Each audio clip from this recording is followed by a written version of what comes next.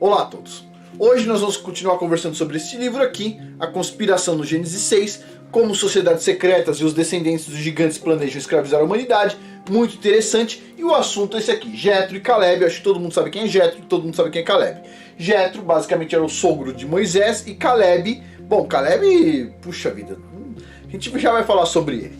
Mas, ainda assim, olha só, depois eu vou pegar aqui e vou adiantar um pouco para vocês. A gente está terminando essa parte onde a gente está falando de pessoas específicas, certo? E aqui na parte 3 a gente vai falar no próximo vídeo ainda sobre Nimrod. Tô aqui lendo, ó. E tem uma parte muito interessante que a gente vai chegar logo logo, que é essa aqui, ó.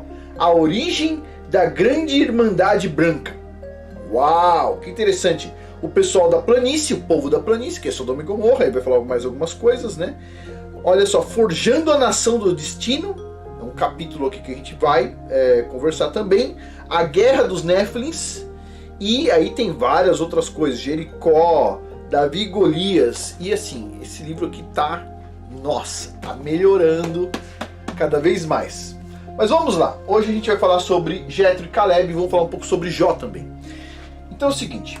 Assim, antes de começar, hoje eu estou lançando o curso Gerenciamento de Novos Negócios. Gerenciamento de negócios no momento inicial dele, né? Projetos, momento startup, uma visão sobre erros e acertos. A gente vai estar comentando isso aqui, minha experiência sobre essa parte de negócios. É um curso bastante interessante, o link está abaixo. Depois eu vou atualizar nos outros vídeos, vou colocar o link abaixo também, que ainda não estava, eu estava só divulgando ele, mas agora está para valer. E assim, quem tiver interesse neste curso e em outros cursos da área de negócios e outros cursos aqui da parte de alimentos saudáveis e tantas outras coisas, tem a área de membros do canal, custa, a área de membros não aqui do YouTube, mas a área de membros de cursos do canal, custa $7 por mês e você acessa todos os cursos do canal e todo mês tem um curso novo. Você não precisa tentar fazer todos os 16 cursos num mês, porque isso é absurdo. Você pode tentar programar, ó, vou fazer 3, 2... E assim vai, você vai se organizando. Mas todo mês tem curso novo e cada vez está mais difícil alcançar de fazer todos os cursos, porque tem muito curso e custa só $7 por mês. Então assim, puxa vida, é uma boa oportunidade. Mas vamos lá, vamos à parte principal aqui. Jetro. Jetro era um sacerdote e príncipe midian. Fomos introduzidos a Jetro em Êxodo como um sacerdote que Moisés passou seus segundo 40 anos. Primeiro 40 anos de Moisés, ele teve lá no Egito. O segundo grupo de 40 anos, ele teve com Jetro. Jetro também é chamado de Reuel, em Êxodo capítulo 2, versículo 8. E mais tarde é chamado de Robabe, o filho de Reuel, o midianita, em Números capítulo 10, versículo 29. No dicionário Hungers, tem uma referência a Robabe, dizendo que ele pode ser o cunhado de Moisés, e também com uma anotação dizendo que ele pode ser o sogro de Moisés. Ou seja, Robabe ou ele era filho de Jetro, ou ele era Jetro, na verdade um outro nome para Jetro. Bom, está no dicionário Hungers, que é de estudo bíblico. Lendas bíblicas contam que antes do Êxodo, o faraó teve 3 sacerdotes famosos. 3 lendas bíblicas, não está na Bíblia, são lendas bíblicas de vários apanhados de história que ele juntou aqui. Ele tinha 3 sacerdotes famosos. 1, Jó. 2, Balaão. E 3, Jetro. Ok? Em algumas versões, Jetro era o sacerdote da livraria das tábuas de pedra. Todos os 3 sacerdotes tiveram um papel intrincado no Antigo Testamento, com relação a Israel. O que leva o autor a concluir que as lendas bíblicas registram os seus nomes como sacerdotes egípcios por alguma razão, certo? Ou por uma razão. Pois bem, aqui Jetro, uma imagem ilustrativa de Jetro. Todo mundo sabe que Jetro não era europeu, o sogro de Moisés não era europeu, certo? Todo mundo sabe disso, não preciso falar, né? E tá aqui uma ilustração de Jetro. Pois bem, Jó, que todo mundo tem aquela dúvida, né? Por que Jó, que era tão, assim, uma pessoa tão justa, passou pelo que passou? Pois bem, vamos lá. Jó é recordado na escritura como um homem de Uz, em Seir. Ele era um homem de Uz, em Seir. Jó não é um israelita, tá bem claro isso. Ele é um homem de Uz, em Seir. Pois bem, no livro dele mostra que ele era um homem muito rico e talvez algum tipo de governante. Segundo o autor deste livro aqui, certo? Certamente, toda a sabedoria registrada no livro de Jó sobre anjos, Leviatã, criação, Satã e etc., mostra que ele, Jó, tinha um grande conhecimento e poderia ser sim um sacerdote no tempo de Êxodo. É uma possibilidade ele está colocando aqui no livro. O livro de Jó aparece a primeira vez em Armana no ano de 1400 anos antes de Cristo. A dinastia Armana tem um papel importante nesse livro. O príncipe de Pela é listado nessa dinastia na terra de Uz, o mesmo local onde é identificado Jó, com o tempo e o local certo dando validade ao livro. Ou seja, se você encontra o livro naquele local, com aquela idade específica, exatamente naquela dinastia, bom, o livro conta uma história real, ok? Pois bem. Então vamos dar uma olhada em Jó. Capítulo 1, versículo 1. Havia um homem na terra de Uz, cujo nome era Jó. Era homem íntegro e reto, que temia ao Criador e se desviava do mal. Nasceram-lhe 7 filhos e 3 filhas. Possuía ele 7.000 ovelhas, 3.000 camelos, 500 juntas de bois e 500 jumentas, tendo também muitíssima gente ao seu serviço. De modo que este homem era o maior de todos do Oriente, ou seja, uma pessoa importante. E detalhe, vamos deixar claro aqui, ele não era um israelita. Pois bem, iam seus filhos à casa uns dos outros e faziam banquetes cada um por sua vez, e mandavam convidar as suas 3 irmãs para comerem e beberem com eles. E sucedia que, tendo decorrido o turno de dias de seus banquetes, enviava Jó e o santificava, e, levantando-se de madrugada, oferecia holocausto segundo o número de todos eles. Pois, dizia Jó, talvez meus filhos tenham pecado e blasfemado ao Criador no seu coração. Assim fazia Jó continuamente. Pois bem, todos os 3 sacerdotes, na visão deste cara que ele está colocando como 3 sacerdotes, Jó, Balaão e Jetro, representavam as nações rivais que cobiçavam a terra da aliança de Abraão. Jetro e Balaão, eles eram medianitas, enquanto que Jó era um edomita. Ambos, midianitas e edomitas, eram posteridade de Abraão via Queturá e via Esaú, ou seja, eles tinham origem em Abraão ou em Abraão através de Esaú. E adicionalmente, os 3 amigos de Jó registrados nas escrituras, número 1, o Elifaz, o Temamita, era filho de Elifaz vindo de Esaú. Bildade, o Surrita, era filho de Abraão e Queturá, uma das esposas de Abraão. E o terceiro era Zofar, o Namatita, ou seja, todos eles aqui, nenhum deles era israelita, ok?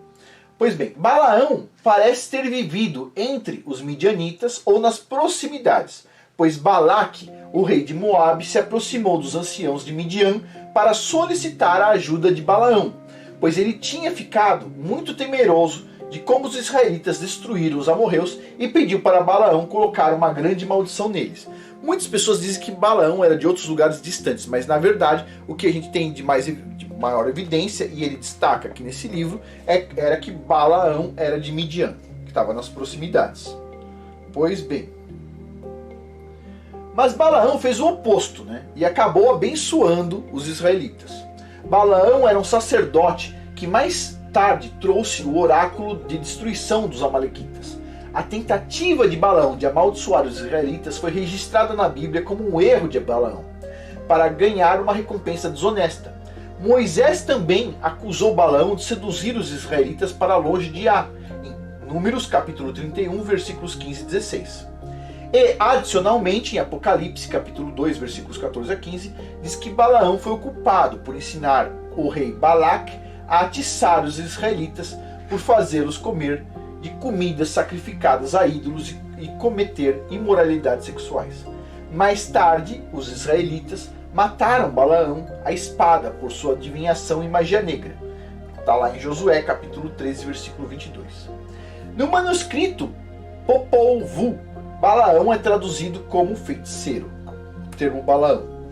Bom, mas voltando a Jetro. O faraó não gostou, segundo diz aqui no livro, do conselho pré-êxodo fornecido por Jetro sobre a crescente problema israelita, banindo o sacerdote Jetro, ou Reuel, em desgraça para Midian. o que foi uma boa razão para Jétro ter ajudado Moisés a se preparar para o seu retorno ao Egito. Pois bem, tudo isso apenas nos leva a especular sobre quem Jétro realmente era, particularmente quando consideramos que Juízes, capítulo 1, versículo 16 e capítulo 4, versículo 11, observam que o sogro de Moisés, Jétro, ou Reuel, era um queneu e não um midianita.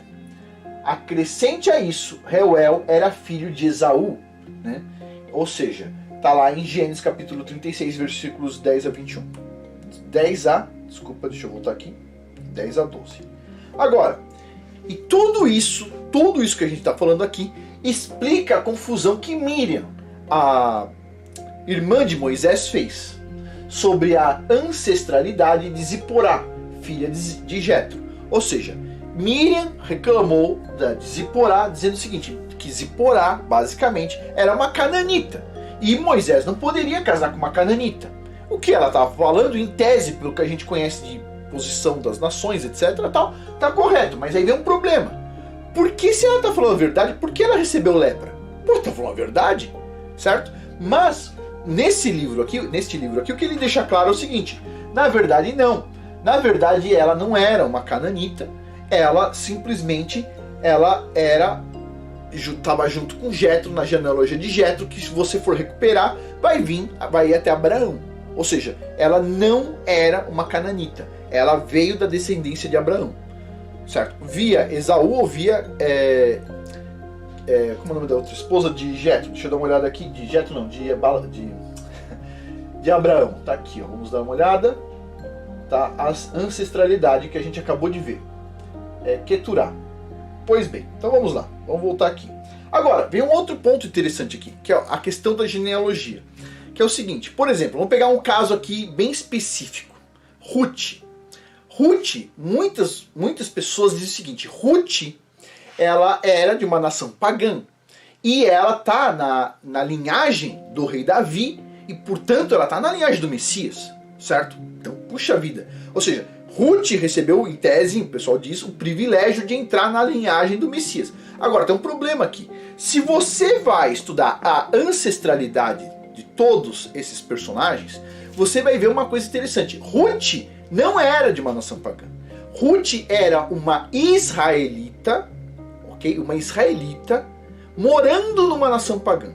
Tem diferenças. Quando você vai estudar genealogia, que é o que esse cara aqui, chato pra caramba, estuda, quando você vai estudar genealogia, você vai perceber uma coisa. Por exemplo, tem um personagem bíblico que é aquele que Pedro vai depois dar aula para ele, que era esqueci o nome dele, mas é chamado de O Italiano, ok? Então assim, o cara, ele não era israelita, ele era italiano, ele é chamado de O Italiano. Ruth não tinha isso, certo? Então assim, o italiano era um cara justo, etc, tal, portanto Pedro foi lá ensinar o italiano, ele era o estrangeiro. Ruth não era uma estrangeira, e ela não era de uma nação pagã, e ela estava no lugar, certo, que tinha problema sim, mas ela era uma israelita. Não tinha nenhuma possibilidade, ele deixa claro nesse livro aqui, de Ruth ser de uma nação que tinha Néfilins, que tinha o DNA corrompido. Porque para vir o Messias, você tinha que ter uma linhagem adâmica pura, certo? Inclusive foi por isso que teve o dilúvio, para você conseguir pelo menos durante um tempo separar um grupo de pessoas que tinha uma linhagem adâmica que não ia se contaminar. Para quê? Para vir o Messias. Inclusive, uma das discussões principais deste livro aqui é o seguinte, que os Néfilins, eles previram várias coisas do futuro. Eles conseguiram antecipar vários acontecimentos. O único acontecimento que os Néfilins, segundo diz aqui, não conseguiram prever, que eles ficaram assim de boca aberta, foi a vinda do Messias.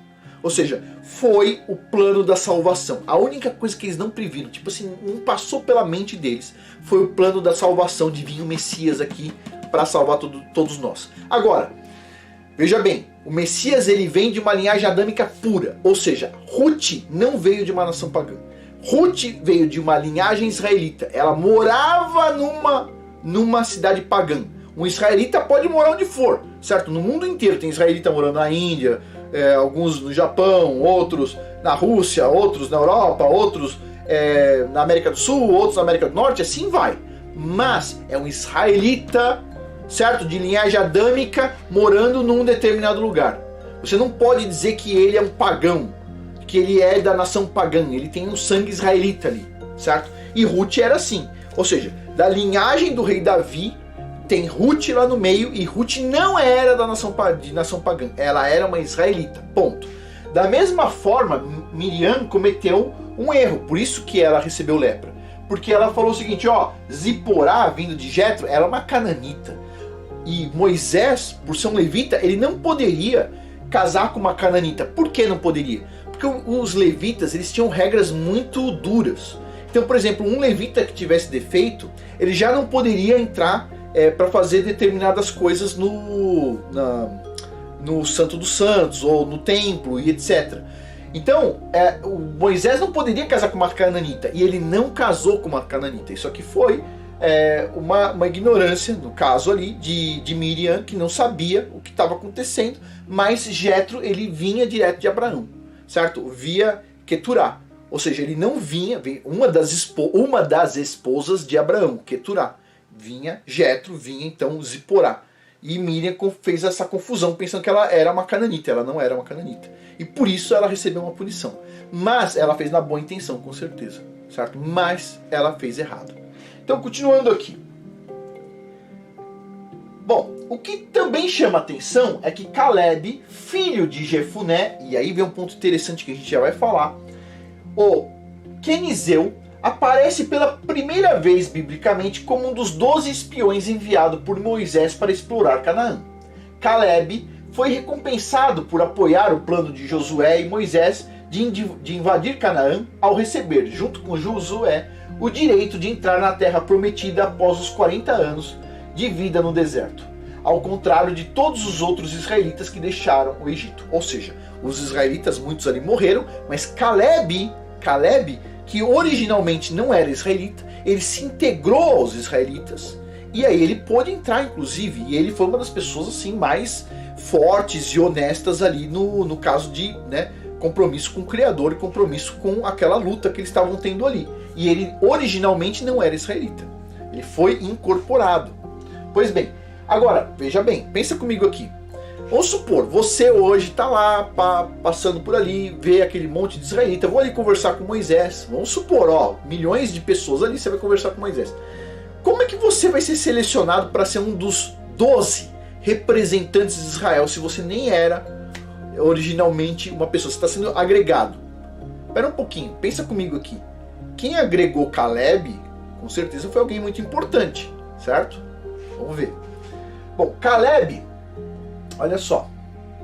Caleb, então, embora com 85 anos de idade, lutou como se tivesse 45, expulsando os anaquins, os gigantes, de Hebron, e foi recompensado como chefe da tribo de Judá, recebendo a terra de Kiriat Arba, em Hebron, a terra natal dos Anaquim.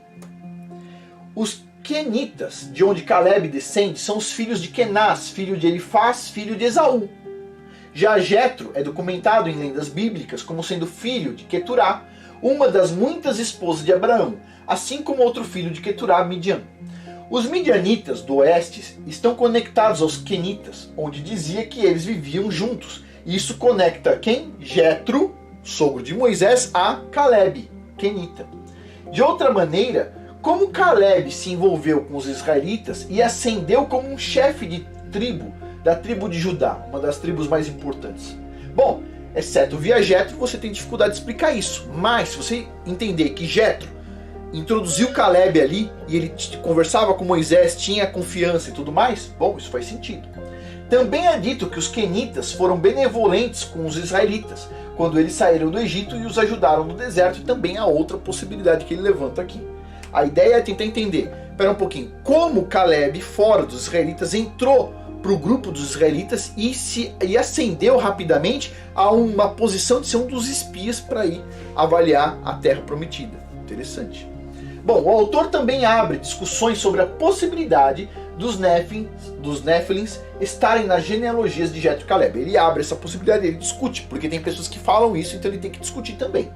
Porém, ele finaliza o capítulo dizendo que ele, particularmente, ele não acredita que nada ocorre sem que o Altíssimo ordene, e claramente ele não se apraz com os descendentes dos anjos caídos, e isso é um insulto a ele. Portanto, no caso aqui, não acredito então que Jetro e Caleb tenham qualquer gene Nephilim, pois de outra forma teriam sido destruídos. Ou seja, o autor aqui ele é bastante exigente, ele coloca muitas coisas que ele coloca aqui, ele tenta varrer todas as possibilidades, mas ele dá a opinião dele, e eu também coloco já minha opinião aqui, que diz, não tem razoabilidade, mas muitas pessoas falam, ele coloca isso aqui, mas não faz sentido nenhum, certo? Pois bem. Agora, no próximo episódio a gente vai falar sobre Nimrod, e a gente ainda tem muito mais coisas para falar pela frente.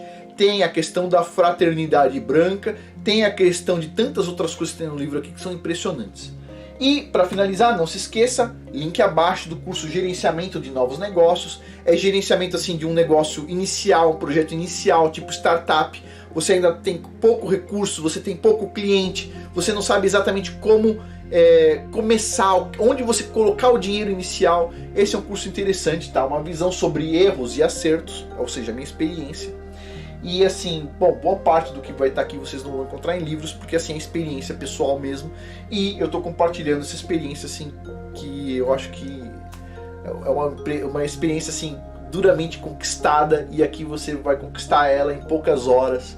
E é lógico, você vai ter que encontrar suas próprias respostas. Quando você tem um negócio, não adianta você procurar respostas para suas perguntas na boca dos outros. Você vai ter que buscar as respostas na sua experiência, na sua ação. Porque cada resposta, para cada pergunta, tem uma diferença. Por exemplo, onde é melhor investir? Depende. Você está falando investir 10 mil, 30 mil, 50 mil, 100 mil, 1 milhão? É diferente. Em que setor é melhor? Depende. Onde você mora? Você mora no Nordeste, Sudeste, Sul, Norte? Você mora em outro país? Ou seja, as respostas, você tem que encontrar as respostas para suas perguntas. Você não vai encontrar as respostas em livros, você não vai encontrar em nada. O que eu estou mostrando aqui, mais ou menos, é o seguinte: como você vai encontrar as respostas, quanto duro vai ser, o como você vai fazer e como você tem que fazer, ou seja, se preservando e se mantendo no jogo. E aqui eu estou contando muitas coisas sobre o assunto. Pois bem, além deste curso aqui, quem tiver interesse em outros cursos da área de negócios, né, como esses aqui, por exemplo, Arte dos Preços, Brainstorming, Network, que é muito importante, entre outros, ou tiver interesse também em cursos da área de desenvolvimento pessoal ou da área de alimentação saudável, tem 16 cursos nesse momento na área de membros para cursos do canal. Não na área de membros do canal, mas na área de cursos do canal. Custa $7 por mês e você consegue acessar todos esses cursos aqui. É uma opção econômica que vale a pena. Bom, pessoal, por hoje é isso, a gente finaliza aqui. Muito obrigado a todos aí pela paciência. Até mais.